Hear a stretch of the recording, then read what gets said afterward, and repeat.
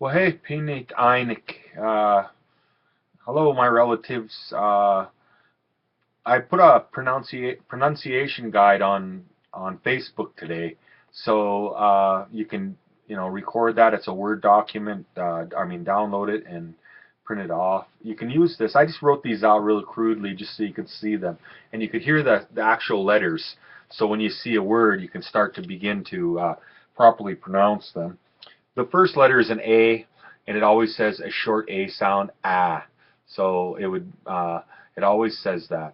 The second one is an E. It's kind of a short E. It's an eh, and that's the sound it always will say. You'll see an E with an I, and often it's written E-I-I.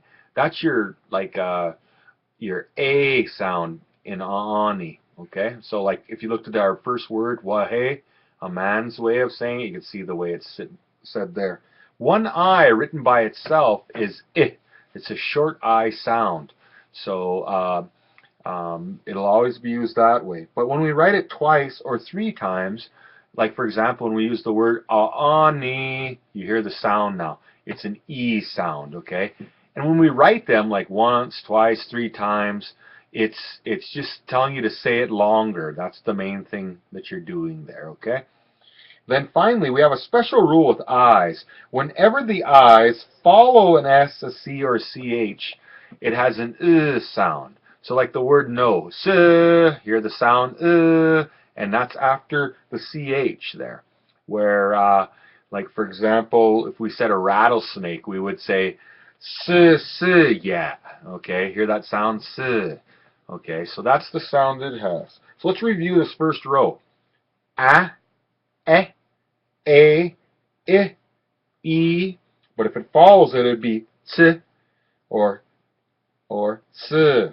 Remember a C or a CH sound? That's written as a like the word eats in English. That sound, that's what the C represents. This never represents ch like we know it in English. Never. It's always like that. Okay? Now let's move on to the other vowels we have here. An O is rarely written by itself. Usually it's written in combination with a U, but an O always just says its name. O. Okay, but notice the sound. Now I'll say the O. O. Now I'm going to say this one. O. Hear that on the end? O. And it'll be written O-O-U sometimes, and all we're doing is just saying it louder. O. Okay? And the U is okay, when it's written once. If it's written twice or three times, then we use ooh. Okay? And then finally, the what I call it a backwards C, it's called an open O, is a fancy word for it. When it's written once, it says Think about the word ani. Hear it? And then we write it three times and say it longer.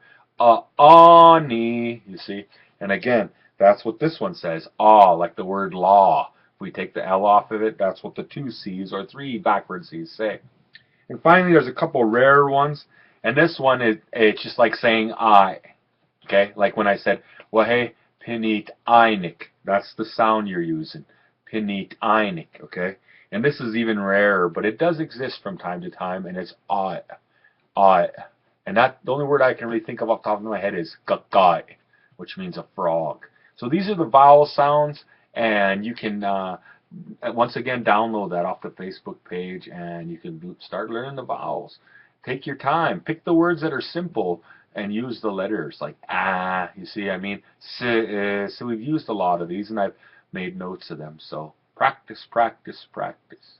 It's our language. Remember that.